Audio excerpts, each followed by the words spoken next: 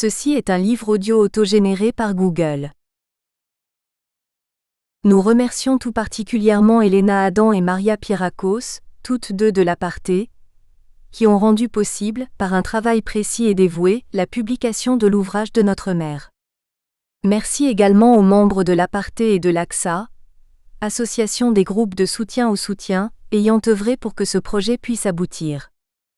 Raphaël et Elsa Ramirez. Avant-propos. Annie Levin Ramirez, l'auteur des textes qui suivent, est née en mai 1949 et décédée en novembre 2006 des suites d'un cancer. Quelques semaines avant sa mort, elle avait envisagé de rassembler un certain nombre de textes qui avaient guidé son itinéraire conceptuel et clinique. Elle avait toutefois préféré retarder ce projet, pour pouvoir y inclure ses notes sur les analyses d'enfants qu'elle avait en cours. Ce temps lui a manqué.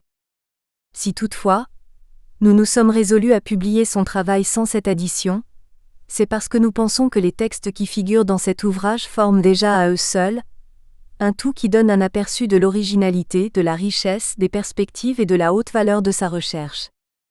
La table des matières indique bien les objectifs qu'elle a poursuivis, y compris durant les 15 ans où elle a subi sa maladie, en ne cessant de consulter, d'écrire et d'animer des séminaires.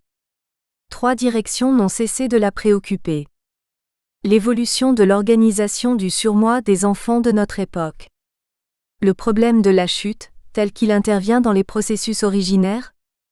La pratique psychanalytique qui découle des précédentes réflexions théoriques et cliniques, et qu'elle a conceptualisée sous la notion de parabole de la boule et des tiroirs. Elle dirigeait un séminaire qui ajoute, aux dimensions oedipiennes et pré-oedipiennes classiques, ce qu'elle appelait l'institutionnel. Elle attachait une importance considérable au changement de regard sur l'image de soi et le rapport au monde qui résulte de la relation à la boule et au tiroir 1, la fonction de cette relation étant de faire vivre à l'enfant une inscription symbolique à valeur thérapeutique dans l'universel.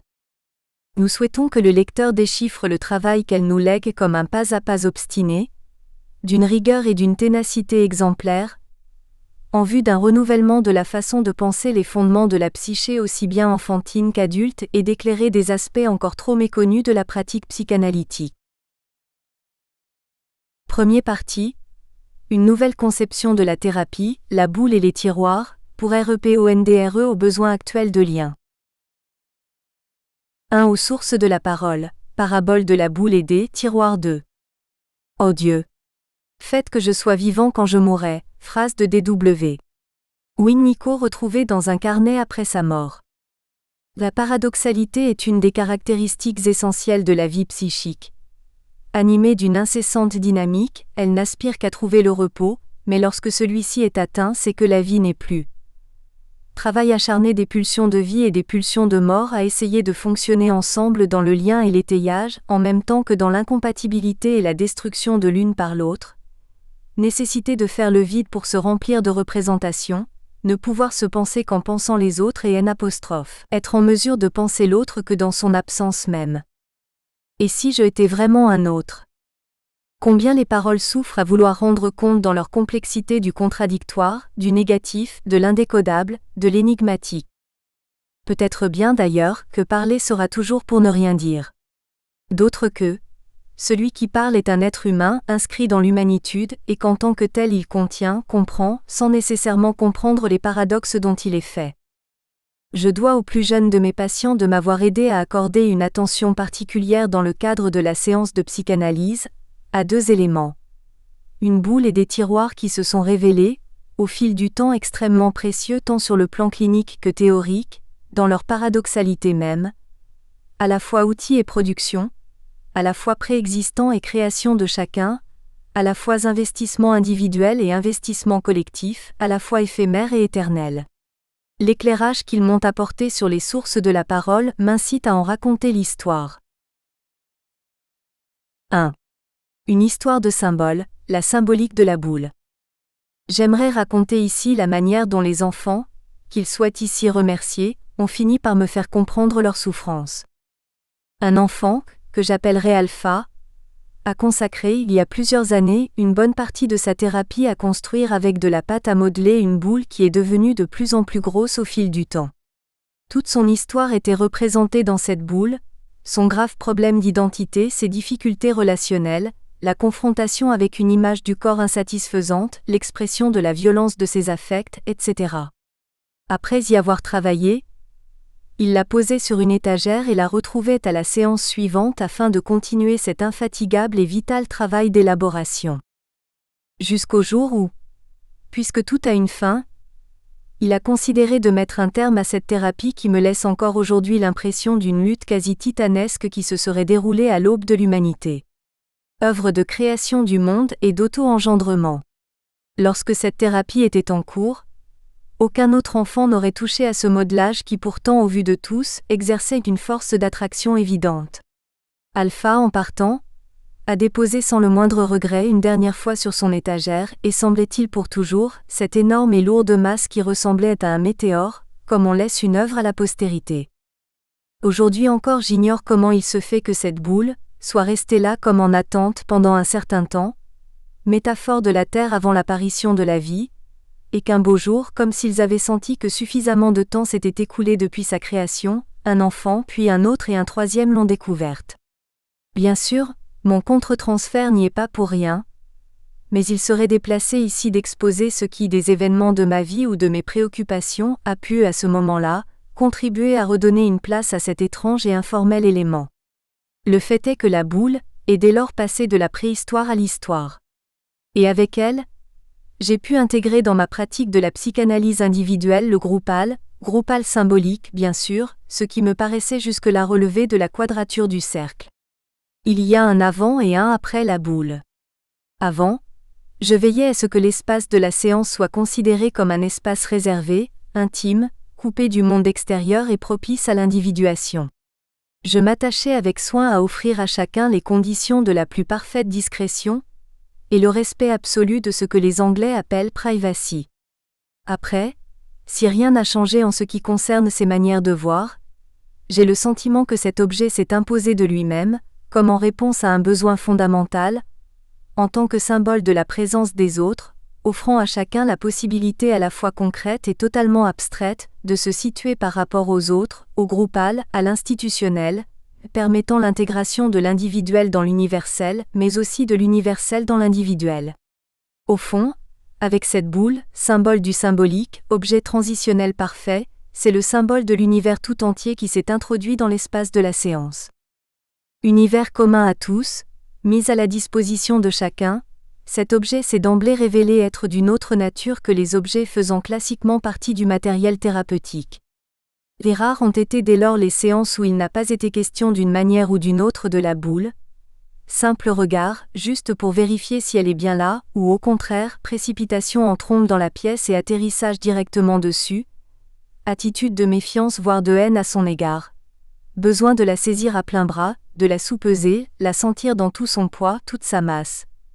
Pour certains une pulsion de dévoration, ou une farouche envie de la détruire en lui faisant subir toutes sortes d'attaques. À ce propos d'ailleurs j'ai bien souvent remarqué combien cela pouvait être rassurant pour l'enfant de constater que la boule y résistait. Vouloir s'en emparer et lui trouver une cachette pour en priver les autres, ou y participer en la continuant, en s'inscrivant dans cette œuvre commune, plaisir de la voir grossir, changer de couleur, au fur et à mesure des ajouts de pâte à modeler et être témoin de toute une archéologie en action, sorte de présent dans le passé, désir de savoir, de comprendre qui en a eu l'idée, qui était le premier enfant, celui qui l'a inventé, qu'est-ce qu'il y a à l'intérieur, envie de la transformer en lui donnant visage humain ou monstrueux, interrogation concernant les autres enfants qui y ont accès. Ont-ils remarqué la modification récemment apportée? Qu'est-ce qu'ils en ont pensé? Est-ce qu'ils savent que c'est moi qui l'ai faite?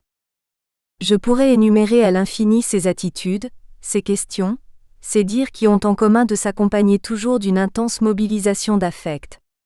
Mais j'aimerais insister sur ma surprise à chaque fois renouvelée de voir ces enfants, qui pour la plupart sont noyés dans un flot de jouets tout plus sophistiqués les uns que les autres, et qui ont en général dès leur plus jeune âge un sens aigu de la propriété privée, investir comme ils le font cet objet sans forme, sans nom qui appartient à tout le monde et qui porte en permanence l'inscription de la trace des autres. L'histoire ne serait pas complète si j'omettais de signaler que cette boule, ne peut exister en tant que telle et avec les fonctions qui sont les siennes, que dans le cadre de la relation transférentielle. Aucune boule dans un autre contexte ne jouera jamais le même rôle, même si elle est en pâte à modeler et informe à souhait. Rien à voir, non plus avec les autres éléments du matériel utilisé dans le cadre de la séance.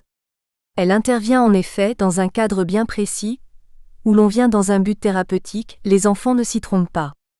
Mais alors que j'énonce la règle fondamentale et le contrat qui vont servir de toile de fond à notre travail et que je présente les jouets, pâte à modeler, papier, crayon, marionnette, etc., je ne dis rien de cette boule. Ce n'est que lorsque l'enfant la repère, indiquant de cette manière qu'il est prêt en quelque sorte à travailler autour de ce qu'elle représente, que je réponds à certaines de ces questions la concernant, alors que je ne réponds en principe pas aux autres questions. Ma réponse se fait en général en racontant l'histoire à la manière d'un conte. La parole qui accompagne la présentation de cet objet est très importante. Elle est une manière de transmettre le flambeau à cet enfant-là, qui devient un maillon de la chaîne, de lui faire sentir que je, ou du moins ce que je représente dans l'analyse, suis en train de lui délivrer un savoir dont le caractère mythique s'installe d'emblée comme un creuset dans lequel il va pouvoir puiser ou se glisser. Ce qui se passe de cette manière, entraînant l'enfant dans un processus régressif jusqu'au cœur du paradoxe, est probablement du même ordre que ce qui se joue aux origines du fonctionnement psychique. En l'absence par contre de parole, il est probable que la fonction thérapeutique de la boule ne serait pas activée et qu'au contraire, celle-ci risquerait d'être à l'origine d'une situation paradoxale dont l'issue pourrait s'avérer indécidable, au lieu de se présenter comme la figuration d'un appareil à penser. Lorsque tout va bien dans la relation de l'enfant avec son environnement familial, je fais l'hypothèse que c'est la mère qui représente pour son enfant une boule symbolique qui servira, grâce à sa fonction alpha, d'appareil à penser et à parler. La maman de la petite Léa s'est présentée à moi, lors du premier entretien, comme extrêmement troublée, malheureuse, livrée à elle-même, déçue par son mariage avec un homme immature, volage, peu fiable, dont elle est en train de se séparer.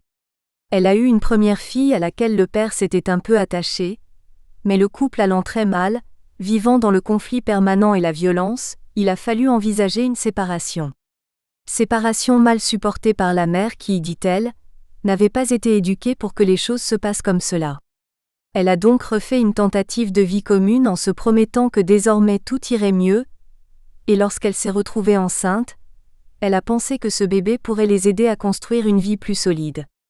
Malheureusement, cela n'a pas été le cas, et cette petite fille, la petite Léa, est venue au monde plutôt dans une non-famille que dans une famille, c'est-à-dire une mère paniquée et consciente d'avoir fait une erreur, tout en aimant bien sûr son enfant et en s'en occupant du mieux possible, mais dans la culpabilité et la détresse, ne sachant pas sur quoi, ni sur qui s'appuyer, elle-même étant en conflit avec sa propre mère qui semblait savourer l'échec de sa fille sur l'air de « je te l'avais bien dit ».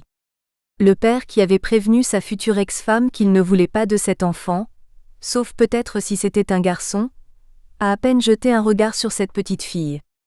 C'est dans un contexte d'incommunication, de déchirement, de violence atténuée, camouflée autant qu'il était possible par la mère, que la petite Léa a vécu ses premières années.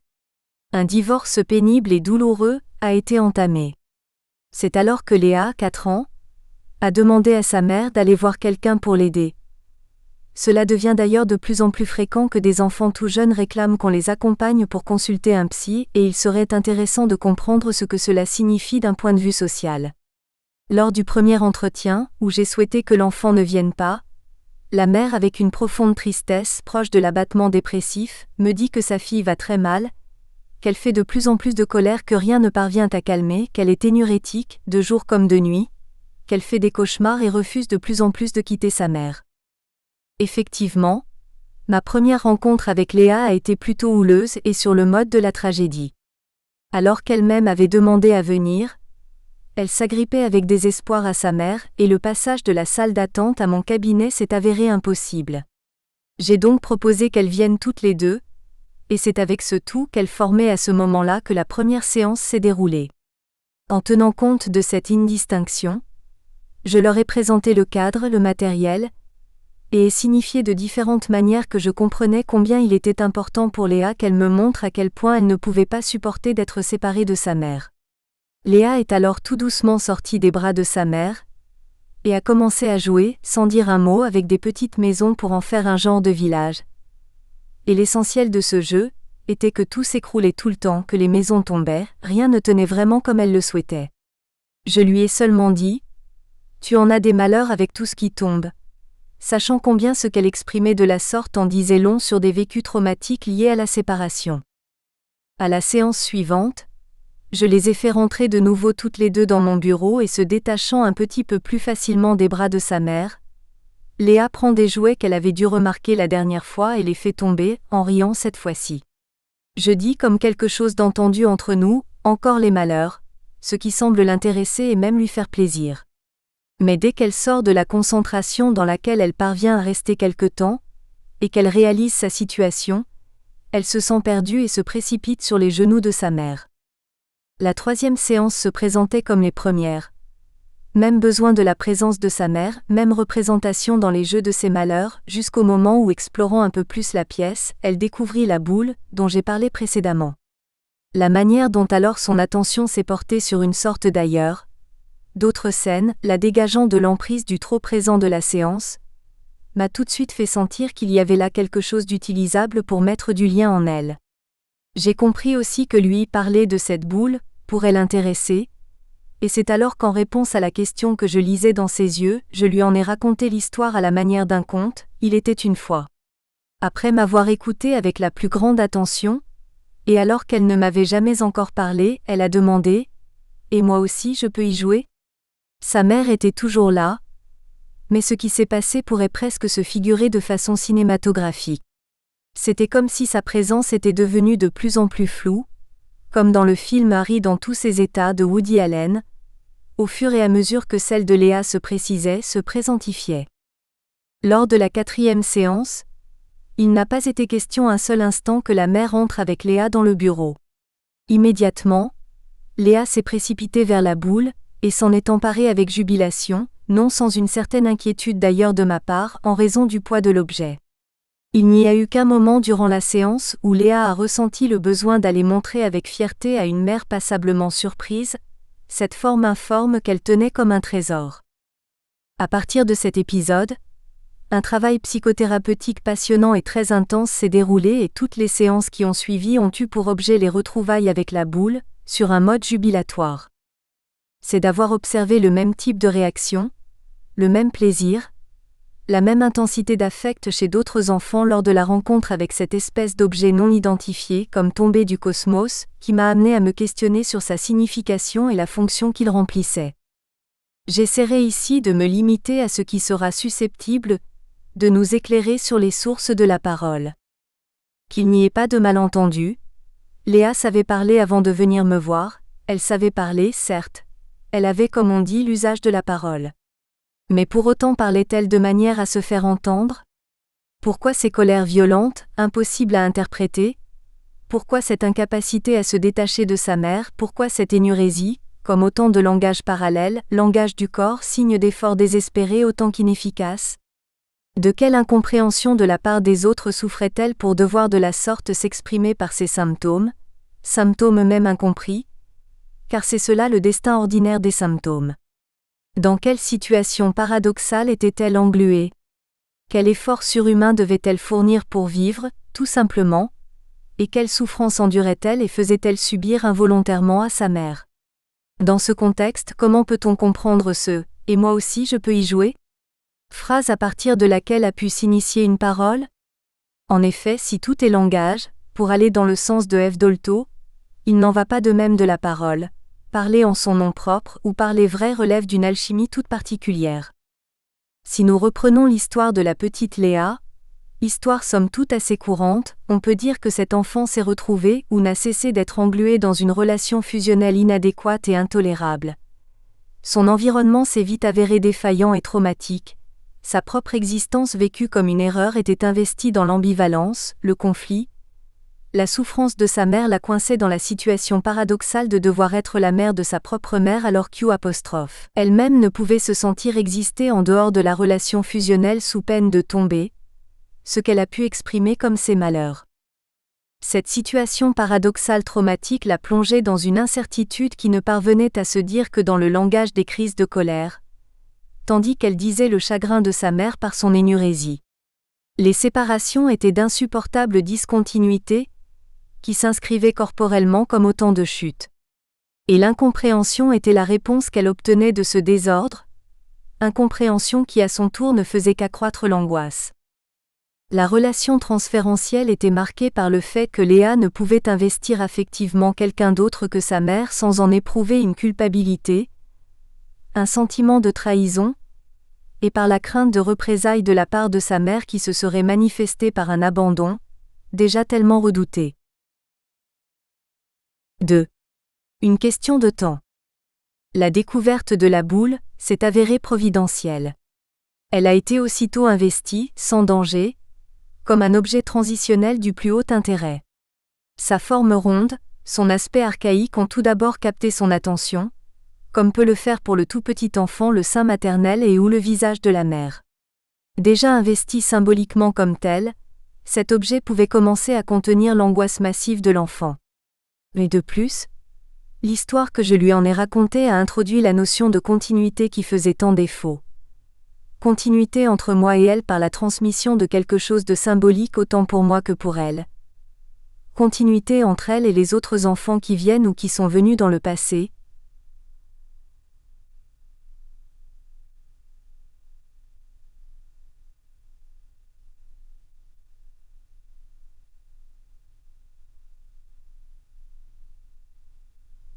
Mais ce n'est que grâce à la continuité qui a pu commencer à s'intérioriser de la sorte, que la séparation d'avec la mère a pu commencer elle aussi à s'opérer. C'était la possibilité de sortir d'une situation paradoxale paralysante, grâce à la proposition de vivre une autre situation paradoxale, mais acceptable celle-ci puisque vécue aussi par les autres.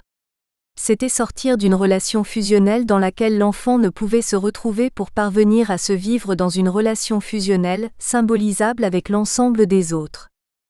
Paradoxalement, les autres, c'est d'abord de la temporalité. En effet, cette histoire mythique de l'origine et du développement de la boule, ainsi que de son avenir potentiel, véritable mythe des origines, inscrit d'emblée l'enfant dans l'histoire. Histoire de l'univers, symbolique de la création de la planète Terre et histoire de l'humanité. Cette continuité entre soi est quelque chose de l'ordre d'une temporalité à échelle universelle, est pour moi un des aspects fondamentaux de ce que j'appellerais l'institutionnel.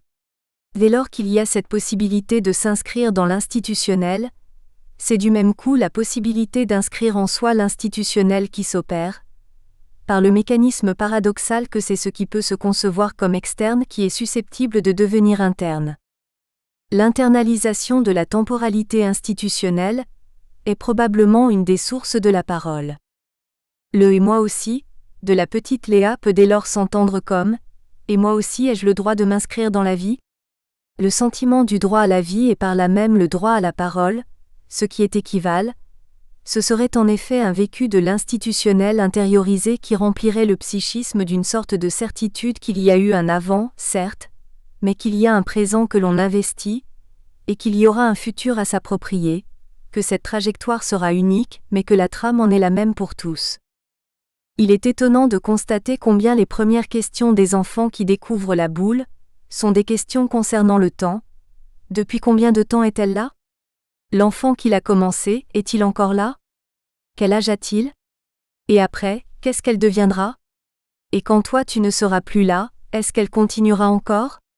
Qui est-ce qui la gardera ? On voit combien ces questions concernant la vie et la mort, que tout enfant se pose, se formulent d'abord en fonction du temps des autres. Ce n'est bien souvent qu'après avoir épuisé pour un temps du moins, les questions concernant les autres, ceux d'avant, ceux d'après, et enfin les contemporains. Les autres enfants qui viennent, ils l'ont vu aussi ? Ils la trouvent lourde ? C'est des garçons plutôt que des filles qui y jouent ? Comment s'appellent-ils ? Ce n'est qu'à partir du moment où les contemporains prennent une existence que les questions personnelles peuvent se présenter. Et moi, quand j'aurai arrêté de venir, est-ce que je pourrai encore la voir ? Est-ce que tu diras aux autres que c'est moi qui ai fait cet ajout, qui ai enlevé ce morceau ? Comment ils sauront que c'est moi qui ai fait ça ? Et quand je ne viendrai plus, est-ce que je pourrai encore la voir ? Est-ce qu'elle restera là ? La question primordiale étant alors de trouver comment signaler aux autres que l'on existe, laisser une trace de soi. tel ce garçon de 9 ans, considéré avec mépris par son entourage comme un gros débile, qui a eu l'idée d'inscrire en lettres majuscules de pâte à modeler ses initiales sur la boule, et qui, prévoyant qu'elle serait probablement recouverte d'ici peu, me dit après avoir bien réfléchi, « Ça ne fait rien, j'aurai au moins laissé ma marque à l'intérieur, et peut-être qu'après les autres auront envie de me copier. » Est-ce que ce n'est pas cela, précisément, le paradoxe d'une vie humaine, demander, et moi aussi je peux ? Lutter pour s'inscrire dans la lignée des humains, puis accepter d'être recouvert par les générations futures, non sans espérer leur laisser un peu de soi ? Je ne cache pas la satisfaction que j'ai partagée avec la mère de cet enfant lorsque celle-ci m'a confié peu de temps après, toute heureuse, combien son fils avait changé autant en classe où désormais il prenait la parole, qu'avec ses camarades qui le traitaient avec beaucoup plus de respect et ne le tenaient plus à l'écart de leur jeu. J'ai en effet bien souvent constaté que sans cet interlocuteur symbolique que j'ai appelé la temporalité institutionnelle, les questions ne se posent pas, ne parviennent pas à se poser, mais que grâce à cette structure, il y a possibilité de passer du présent des autres au présent de soi, comme si le jeu ne pouvait émerger qu'en tant qu'eux et moi aussi. Pour savoir si j'existe, il faut d'abord que j'ai conscience que les autres existent et que je vais peut-être exister pour eux. Ce peut-être, cette question se doute, mais en même temps l'idée qu'en y m'est tendue, et moi aussi, ce n'est pas impossible, bien que pas évident, cette recherche, ce besoin du miroir de l'autre pour pouvoir dire je me paraissent être une des sources les plus fondamentales de la pulsion à parler. 3. La question des autres. Mais la parole a besoin aussi pour émerger, de la construction du corps imaginaire, du corps symbolisé, représentable. Le rôle de miroir du visage de la mère est reconnu en ce qui concerne cette élaboration du corps imaginaire pour le tout petit enfant, mais il est évident que cette construction n'en resterait qu'à l'état d'ébauche si le seul miroir proposé ou possible était celui de la mère. Le miroir des autres, si on peut s'y engluer autant que dans celui de la mère, n'en est pas moins un passage obligé. Imaginer comment les autres vont m'imaginer est une question des plus fondamentales, et je ne suis pas sans remarquer avec quelle inquiétude certains enfants m'interrogent en ce qui concerne précisément le regard des autres. Tu leur diras comment je suis ? Est-ce qu'ils sauront que j'ai mis ma robe bleue ? Et c'est bien souvent à partir de ces préoccupations que la boule est investie comme une représentation possible du corps humain, une projection probable de ce regard imaginaire des autres imaginaires, avec les peurs et les fantasmes qui y sont liés. C'est ainsi que de temporalité, la boule devient représentation symbolique du corps, en même temps qu'outil de la construction symbolique du corps. Et là encore, il est fascinant de voir comment, par tout un jeu de projection et d'introjection, finit par émerger quelque chose de plus ou moins satisfaisant en ce que cela peut représenter à un moment donné, l'adéquation, combien éphémère et fragile, sans cesse à retrouver, entre ce que l'on imagine que les autres imaginent de soi et ce que l'on a comme représentation de soi-même. Il est possible qu'apparaisse alors dans la thérapie un apaisement, un moment de respiration, d'aération, où les mots commencent à exprimer ce qui jusqu'alors se disait sans parole. La parole, lien de soi à soi et de soi aux autres, est donc aussi une continuité qui s'établit entre son corps imaginaire et l'imaginaire du corps des autres. La fonction symbolique de la boule peut dès lors s'énoncer dans une tripolarité. 1 degré, c'est une mise en continuité temporelle avec l'universel, ce qui établit la structure du temps tout en 2 degrés, permettant la accent aigu symbiotisation d'avec la mère archaïque, et 3 degrés, offrant un étayage institutionnel pour la construction du corps imaginaire. Symbole de la symbolisation, la boule permet que la parole advienne. Mais de plus, en tant qu'élément d'un mythe, celui auquel je l'associe lorsque j'en raconte l'histoire, la boule, fonctionne comme un mythe. Et comme dans tout mythe, il s'agit de susciter des questions, de proposer des énigmes, de suggérer symboliquement des manières de chercher des solutions, et surtout de faire comprendre que les questions que se pose tout un chacun sont aussi celles que se posent tous les êtres humains.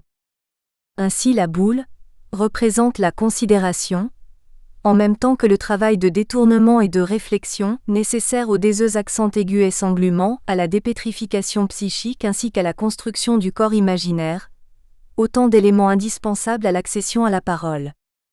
Elle permet, première étape, que les questions soient posées. La seconde étape qui fait intervenir la loi, en marquera l'avènement proprement dit. 4.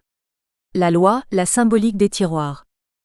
La parole en effet ne peut advenir in fine que par la confrontation à la loi, cela est une évidence. Mais de quelle loi s'agit-il ? C'est, selon moi, une loi qui incite à prendre position en fonction des autres. Chercher sa place, se sentir déplacé, avoir l'impression de ne pas avoir de place parmi les autres, ne pas reconnaître de place aux autres, toute cette problématique liée au droit à la vie, au droit à la parole, m'a conduite à essayer de comprendre le lien qui existe entre la parole et la nécessité de se positionner. Là encore, c'est un dispositif du cadre psychothérapique proposé aux enfants qui m'a amené à vérifier l'hypothèse déjà faite à partir de la boule, qu'il y a parallèlement à la structuration triangulaire oedipienne une autre structuration tout aussi fondamentale, qui s'établit par rapport au autre, à l'institutionnel.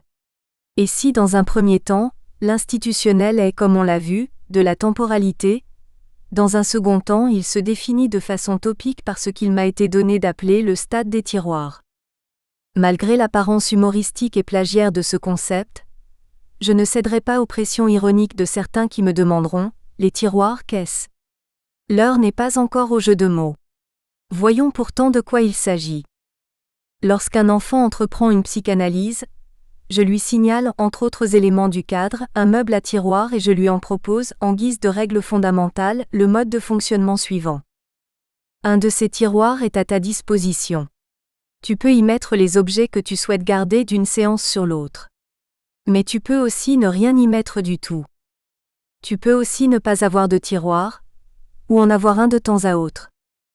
Tu as le droit d'en changer quand tu le souhaites, quand c'est possible, mais tu peux aussi garder toujours le même.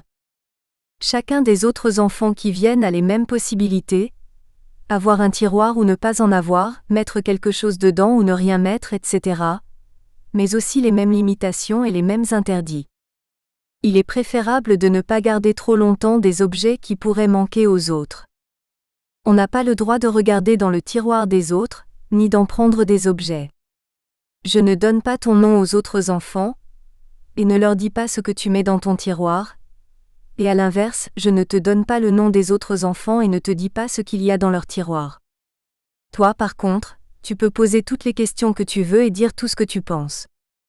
Je dois signaler que ce petit meuble ne contient pas assez de tiroirs pour tous, et que les propositions qui sont faites sont a priori quasiment impossibles à respecter. C'est-à-dire que, comme toute règle fondamentale en psychanalyse, celle-ci ne fait rien d'autre que de soumettre à des situations paradoxales. Le tiroir proposé pourrait être considéré comme un espace très individuel, très intime, où se poser, se réfugier, voire s'enfermer, comme la possibilité de vivre dans une continuité sans risque et protégée. Mais il n'en est rien puisque chaque proposition est énoncée de manière à ce qu'elle soit suivie de son contraire.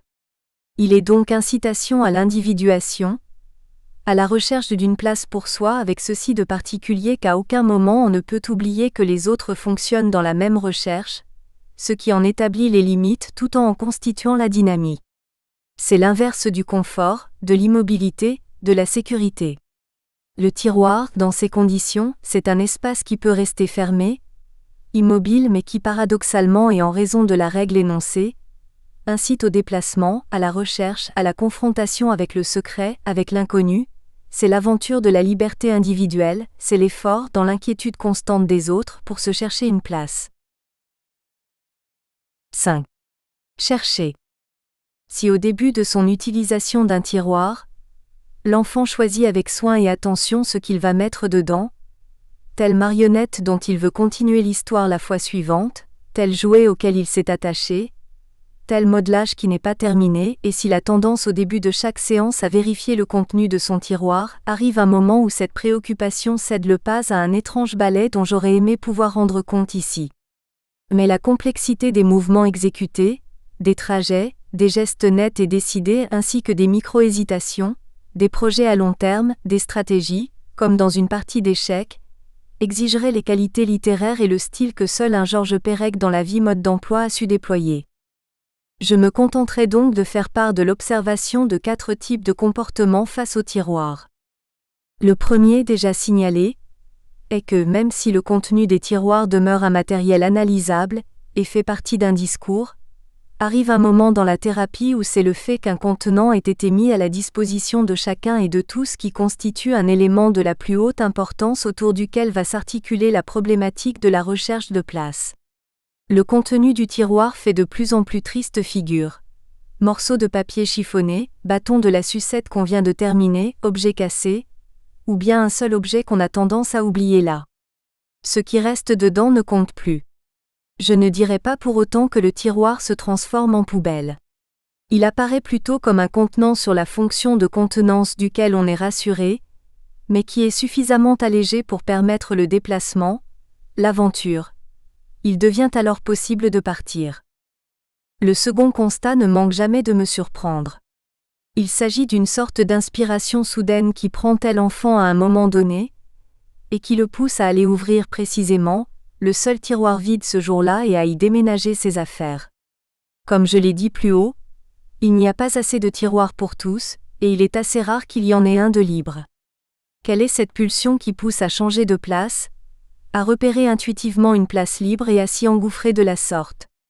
Bien sûr, mon autorisation implicite n'y est pas pour rien, mais il me plaît aussi à imaginer qu'il y a dans cette recherche nécessaire d'une place, de quoi alimenter nos réflexions sur les besoins humains les plus profonds.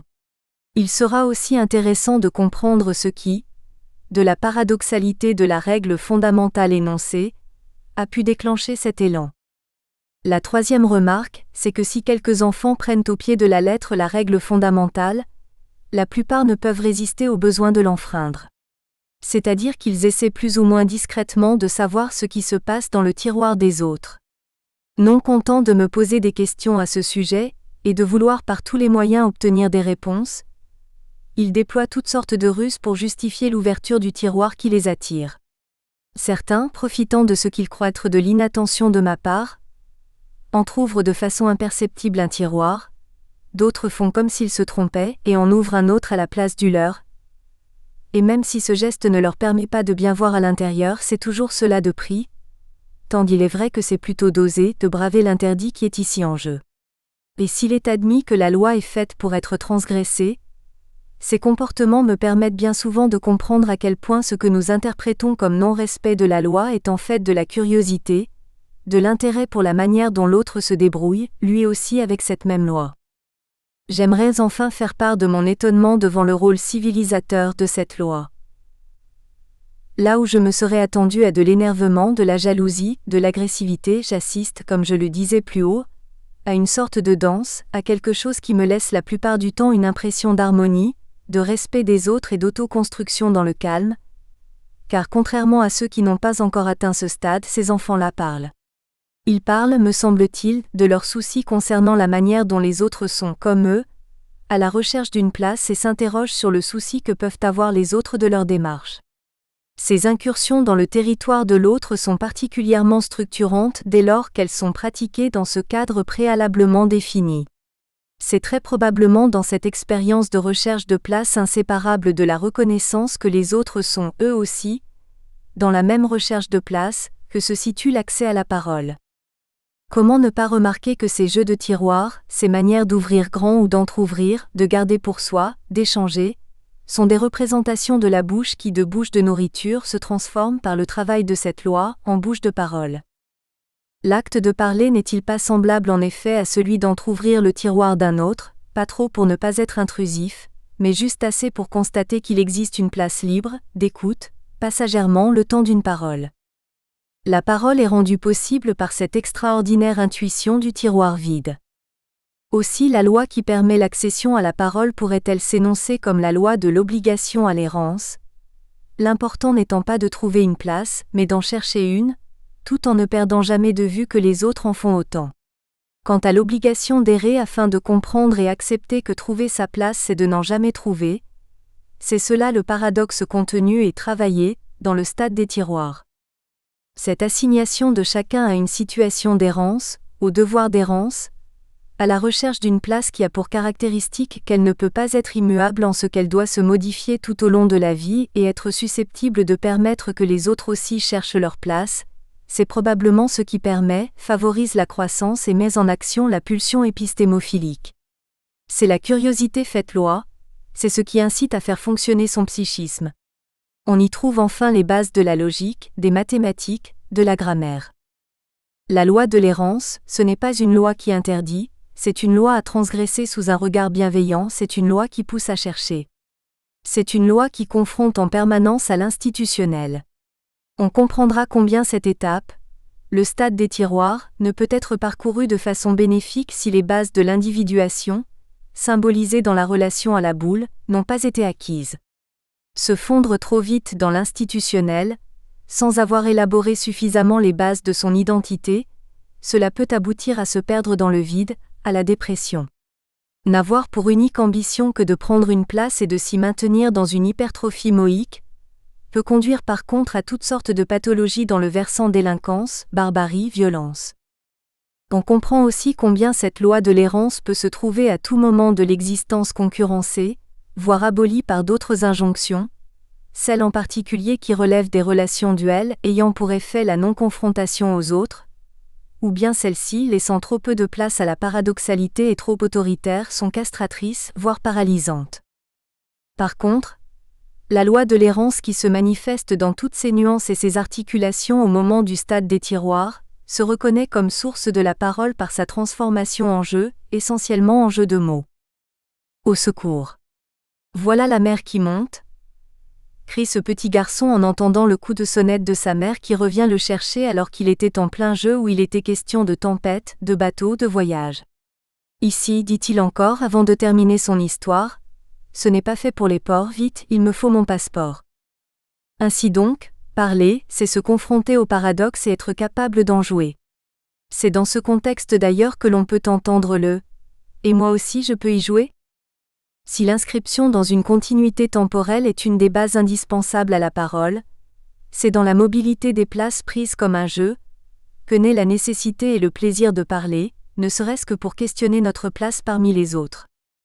La parole serait alors l'effort pour s'adapter à la nature paradoxale d'errance, entre le nomadisme psychique et le besoin de se fixer, inhérente à l'être humain. Le tiroir, disait cet autre enfant, c'est la case départ, oui, la case départ. 6. La dimension anthropologique. Selon la pensée animiste. La nécessité de lois, de cadres, de croyances, d'un langage, bref d'une culture est évidente. On le vérifie constamment dans nos banlieues ou dans le succès que connaissent les sectes ou dans le bon fonctionnement d'une entreprise. Ce n'est donc pas l'idée même d'institution qui est mise en cause mais sa faillite, son incapacité à remplir correctement son rôle. Lorsque l'institution est malade, c'est une violence qui est faite à l'humanité de l'être qui, de ce fait, devient violent. Quels sont les mécanismes de l'exclusion, de la déliaison, de la violence ? Qu'est-ce qui explique que les plus hauts faits culturels peuvent être l'expression de l'humanité ou de la pire des barbaries ? Qu'est-ce qu'une institution suffisamment bonne ? Est-ce celle qui, comme le suggère José Blégé, sait contenir les parties psychotiques de l'individu, ses parties archaïques ? Est-ce celle qui sait proposer à ses membres un cadre fort, mais suffisamment souple et ouvert, pour que chacun puisse avoir le sentiment d'avoir un peu contribué à son élaboration, d'y adhérer ? Ou celle qui sait, avec souplesse, utiliser des intermédiaires totémiques, fonctionnant comme autant de relais entre l'individu et le social ? Ou encore, qui parvient à construire une nouvelle entité à partir des structures que chaque individu porte en lui dès son arrivée au monde ? Est-ce celle, enfin, qui inscrit l'individu dans la totalité de la temporalité et de la spatialité ? Celle qui forme son rapport au grand univers, c'est-à-dire le lieu où nous vivons vraiment, où se construisent les liens et la loi, l'étayage qui définit l'institutionnel, où peuvent se trouver les moyens d'éviter les déviances. La boule et les tiroirs, à la fois abstraits et très concrets, permettent en quelque sorte de visualiser comment la pensée primaire, toujours en mouvement, en dynamique, circule non seulement de soi à soi, mais de soi aux autres symboliques, de même que des autres symboliques à soi. Toute cette dynamique évoque dans ses grandes lignes un système de pensée animiste, dominé par la pensée magique et le totémisme. Le totem, figure centrale de la pensée animiste, remplit sa fonction symbolique en ouvrant la pensée sur l'universel préalablement organisé, catégorisé, classé. Freud, on le sait, s'est beaucoup intéressé à la pensée animiste et au totémisme, dans une perspective oedipienne. Pour lui, Ce système de pensée des peuples primitifs trouve sa correspondance dans ce que le psychisme individuel a de plus archaïque, c'est-à-dire le narcissisme. En ce qui me concerne, la conception d'un... Nous espérons que vous avez apprécié cet aperçu. Pour continuer à écouter ce livre audio sur Google Play Livres, utilisez le lien dans la description de la vidéo.